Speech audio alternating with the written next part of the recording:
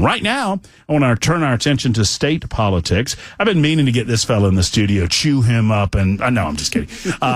Representative Johnny Garrett from Goodlettsville joins us in studio. He's a part of leadership over in the General Assembly in the House of Representatives, and he joins us this afternoon to talk about how things are going in the GA and some other matters that I learned about, the possibility that he might be looking at, the possibility of serving in a different capacity. All of that will be discussed as we welcome Johnny to the program. Hey, Johnny. Well, thank you, Matt, for having me here. I have to say, though, starting off, I'm a little bit disappointed in you. Why's that? Because recently you lived in Goodlettsville. I did. But you abandoned Goodlettsville for where you are now. Temporarily. Well, temporary. You're welcome back anytime. Well, I'm glad, because I did deliver my camper back to the Grand Old RV Resort Convalescence Home and Bat Meat Market. Yesterday. We couldn't do it day before yesterday. Yesterday morning. So, I will be. I guess I'm a temporary resident again of Goodlettsville. We'll welcome you back with open arms anytime. I love. I mean, how big is your how big is your district over there? Where do you go from and to? Well, I'm in the Sumner County side of Goodlettsville. Goodlettsville is one of those cities that are both in the Davidson County and Sumner County, and I believe some maybe even a little bit in Robertson County, a little unique area right there. But my entire district, the 45th district, incorporates the Sumner County side of Goodlettsville. That's where I've been living just about my entire life. I learned, it was 3 days ago that I learned that you've been there all your life. You grew up with Clay Travis, our mutual good friend. That's right. And went to school with him. And when did you start serving over there? And I was elected in 2008. We started serving in 2019. Yeah. So this is my 7th year of my 4th term. Wait, so you 18, went... That's 18, yeah. Hold on a second. 2018? 2018 was the election. 2019. Yeah. Okay, you did. I was getting confused because you would have been a young buck if you'd have gotten back to 08. I'm getting younger, Matt, as we speak. I know that's what you were thinking. How's the session going? It's going great. We're hopefully the governor's budget amendment, which will come out tomorrow. Usually we're 3 weeks out from that. So we are seeing the light at the end of the tunnel on what I believe has been a successful session so far. It's and I think I can fairly say that while the governor was the one to make the call, and so he gets the credit for the success of the special based on how it was called. I feel like it was a team approach. I'm not trying to take credit away from the governor's office. Obviously, that's their prerogative. But I believe after last year and after some differences in the House and the Senate on the Freedom Scholarship Fund, that y'all did it in such a way where you could focus on it, you could debate it out, you could figure out what the differences between the House and the Senate were. Are you excited about that coming into fruition this next year? I am. I mean, even when I first ran, I was a supporter of parent choice, right? The more that we can give parents the power to drive their kids' education, I think the better off the parents will be, the better off the child's going to be. And so, why go somewhere where you're kind of hinged on your zip code, right? Not all counties have a magnet school. Davidson has several. Sumner, we have one in Sumner County. So I think it's going to be an issue that we're not going to see it right off. But I think over the long term, when you give the parents the power to make these decisions, that's the way that it should be. Mm-hmm. That's the way that I was when I grew up. I was sort of one of those that decided to go from public to private schools. So I think that those choices should not be limited just by someone's zip code. A lot of controversy behind it, and I get that, but I do think eventually this is not coming at all from any public school dollars. In fact, we even invested more money into the public school system. We have one of the best public school systems, I believe, in the country. Sumner County right now has a great public school system. So we're not backing off any type of support in our public education system. We're just providing those with another choice for a particular family that may believe that this may not be the best path. If they ever get to that point, there's no other choice for them. Speaking of public school, there were a couple of pieces that I've been following. I'll have Scott Zapicki's a good friend, and he comes on the show from time to time. Scott and I came in together. We're pretty good buddies. I mean, he talks education. I know that you look at these things as well. Obviously, in leadership, you would do that. But The cell phone bill, was that something that you supported? It's funny you say that because my kids didn't like that bill. I bet they didn't. I bet none of the kids like it. Too much. But I have to say I do like it because I hear from folks, things that happen on school property when they can get away from the classroom, that they're on their phones. It's a distraction. It's a distraction for anyone. It's a distraction for all. It's a distraction for me. Right, I'm a 51-year-old man. And, that's right. Could you imagine a teacher trying to deal with 25 or 20 kids or 30 kids, and you can see them getting into their backpack or wherever, trying to get to their phones constantly, or trying to figure out a way, you need to put your phones over here, then you can go pick it up, et cetera. I mean, it's just, that is a constant distraction. So I'm going to, if not already, support that particular piece of legislation because I believe it provides for more classroom activity. The other piece was, and this just, for me, it is a response to some of the impediments that teachers have identified as ways that it's harder to teach in 2025 than it maybe was when we went to school. The cell phone is part of it. And the recess bill is another piece that would give elementary school children a little more time on the playground. And I know that, when you talk about time away from the classroom, that's a red flag, for some parents and for teachers. But the evidence is there for me to believe in this bill in as much as it feels like if you can't get a kid outside to burn off a little bit of energy when they're 8, 9, 10, 11 years old, then you're kind of spinning your wheels in terms of the classroom instruction. And I like this idea of giving them a little more time to socially interact away from the cell phones, away from the classroom. Is this a bill that you like? I haven't read the particular language, but it sounds like, yes, absolutely, that I would support more time to wear off that energy. If they don't, they're going to find a way. They're going to wander off sitting in their classroom, not pay attention to their teacher or whatever instruction they're providing. Similar to the situation with the phone, right? If they can get out and give a little steam, have a little fun, then they think school's fun. They might look forward to going to school tomorrow. Anything we can do to provide that sort of, enthusiasm for kids to be in the classroom, if that's having a little bit of playtime, I'm okay with that. Yeah. And I think that should be. So I think you're right. I think it'd be a great idea. What else is going on in the legislature? Before we talk about the press release from over the weekend, I just, anything else that you're excited about in the General Assembly? Well, I mean, we're always, we find ways every year to make life a little bit easier on Tennesseans, right? Mm-hmm. That's why I'm excited about the budget amendment coming out. Over the past decade, we've cut taxes almost $5 billion here in Tennessee. I mean, we're continuing to create an environment that people want to live here, move here, and businesses want to be here.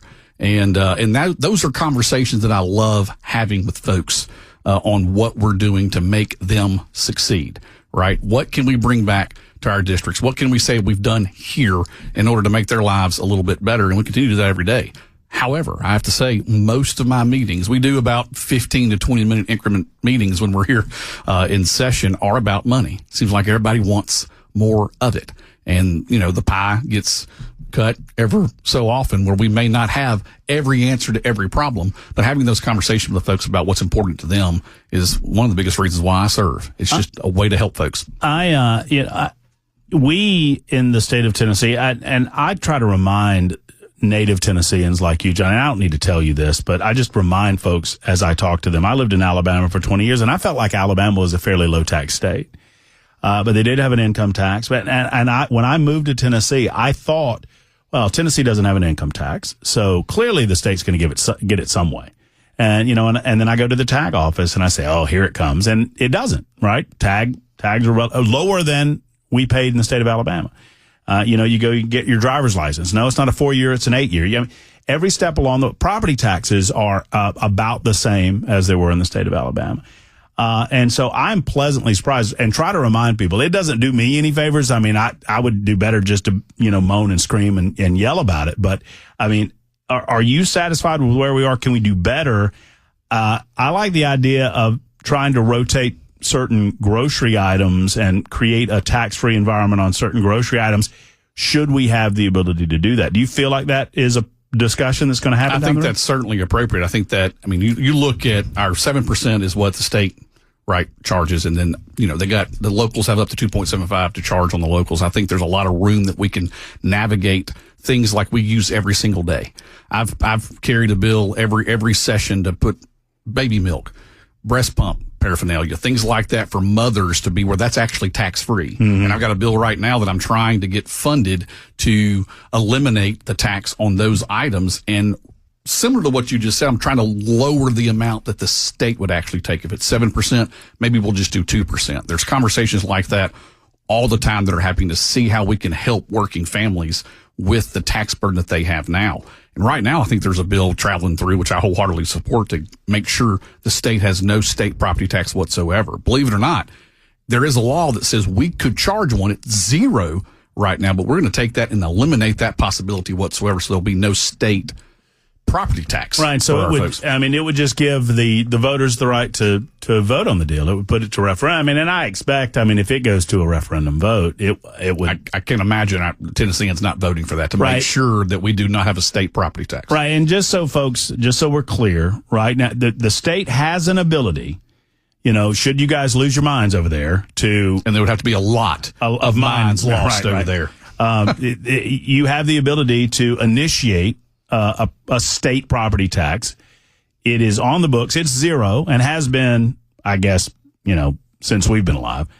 But there is there's a possibility of getting a referendum on the ballot that would eliminate any ability to do that unless there's another referendum. That's right. That's exactly right. And so you're in favor of it? Is it coming up? I think it's traveling through the system. I'd vote for that bill twice. Right. Well, I don't think they let you do that. They probably don't. But no, but if you go to Washington, D.C., it's my understanding you vote as many times as you want, which is why one of the reasons you're here is that your team put out a press release over the weekend. And I guess this is consistent with 6th Congressional District Congressman John Rose announcing that he's running for governor for the state of Tennessee. And good for him. And I don't know of a single person that doesn't like John. And we wish him the best. And I think that'll be fairly contested. All the players got to get into place, and we'll see how that goes. But that naturally opens up that 6th congressional seat. So the question then is Representative Johnny Garrett considering the possibility of serving in a different capacity? Well, I think it's a possibility, right? We all want to find ways where we can be the most effective and also serve our folks back home, right?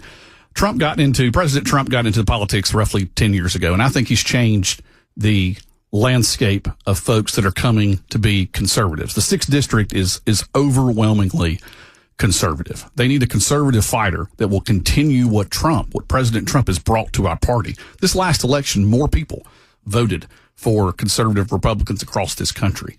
And he has made a movement where it has become what we are, in the sense that we have to be for America first. We have to take care of ourselves before we're sending money to various different countries and take care of them. We can't be the world's policeman. We can't be the world's bank, right? He has really established a movement that interests me, it interests my family, it interests all members of the 6th Congressional District of continuing that effort. Trump, if that seat becomes open and I do decide to do that, and my family decides it's the right time, that means Trump has 2 years left on his term. We've got to make sure what he started, what he created, the folks that he's brought to our party, more conservatives, we got to make sure that continues just beyond what Trump's created. And that's what he's done. And as much as the deep state is currently fighting back over some of the cuts that seem to be common sense to us in Tennessee, but apparently in some parts of the country that they aren't as sensical as they are here. Yeah. It's going to take a minute. Well, what's interesting, Matt, if you go back and look at other presidents, both Republican and Democrat, and seeing that what Musk and Doge is doing, they've been talking about doing that for the past 20, 25 years. And President Trump's figured out a way to do it. And that's just interesting to me that they're so against. They'll actually show up at a man that's got such innovation with an electric car company, right? And the libs progressives love to say that's what we have to go. And here they're going to burn down a guy that has actually created a market, created the American dream, so to speak, and now they're against him just because they support President Trump. It's absolute lunacy. Yeah, it's absolute lunacy. He's managed to break their minds. And you said the budget, the amended budget comes out tomorrow. Usually you're 2 or 3 weeks after that to get that through the system. And we can still have a lot of bills that are working through the committee. But I do think we'll end up, about this time next month, we should be wrapping up. And what is your, I mean, and I want to have, Johnny, I want to have you on as many times as you'd like to come on. But I would love the opportunity to talk to you further about, your thoughts on the federal government, your thoughts on the role of the House of Representatives, and your thoughts on exploring that possibility. What does that look like for you, though? I mean, is someone who, I don't know if you've been thinking about this, not thinking about it. Obviously folks asked you about it because you came out with a statement. Do you just kind of go through your district, go through the 6th district and talk to folks? What does that look like? I think first you breathe a little bit, right? And you kind of figure out where you are. You have a good conversation. I've got one of the most wonderful partners in crime here with my wife, and my kids. I mean, my kids are to the age where this would affect them. I'd miss things, et cetera. So you just go through that process of making sure how best you can serve. There's a reason why we do what we do, and we find a way to give back to our communities, right? And this is an interest to me because I'm, flat out honest with you that I see a movement that Trump has done to advance, our America First agenda. We've just went through 4 years of some of the worst inflation, and even to say it was transitory at the beginning, that showed you how wrong an administration can take it. Mm-hmm. There was nothing transitory about what we're seeing now. So we've got to fix this economy. We've got to make it where people can feel like they can own a home. We have people that are making good money that are living at home, saving up that deposit for their home. Interest rates are too high. Now, some say the president can't really change interest rate, but you can change the environment that we're in to make it more accessible, to make people understand that businesses are still operating. Small and medium-sized businesses are still operating where we can make a living. It all starts with those that are at the table, that those that have a voice, that those can hear you, listen to you, and then you can translate that to others, to colleagues that you work with, to get things done. And we've got to get a lot of things done. You've heard a lot of things about that this president's not scared to talk about, and it's the illegal immigration that's here. Mm-hmm. That's a crime to come into this country illegally. I don't care what you say. What other country that you can name, and I would challenge you, Matt, and maybe some of your listeners, what other country would allow the amount of illegals to come in like the Biden administration did? And we're proud of it. The only reason they did that is for redistricting purpose in Congress, so they can hope to obtain more seats, more power to further put non-Americans first. Oh, well, I saw it this weekend. There was an article written, and I know we got to go, but there's an article written that showed the shift in the balance of power in the House of Representatives, where you were getting additional seats. The expectation is at least one additional seat to Texas, one to Florida, one to there was another southern state, maybe South Carolina. They want to have D.C. have 2 senators. Right. Those senators will be Democrats every single time. Well, look, we're going to do it again. We're going to continue the conversation and look forward to the decision-making process. And I know many people in Goodlettsville and beyond in your district and throughout the 6th district would love to have your hat in the ring. You let us know when it's just come announce on the show. I mean, that's what I think. That's what I think you should do, John. That's right. That's right. But you figure that out and you just let us know. Will do.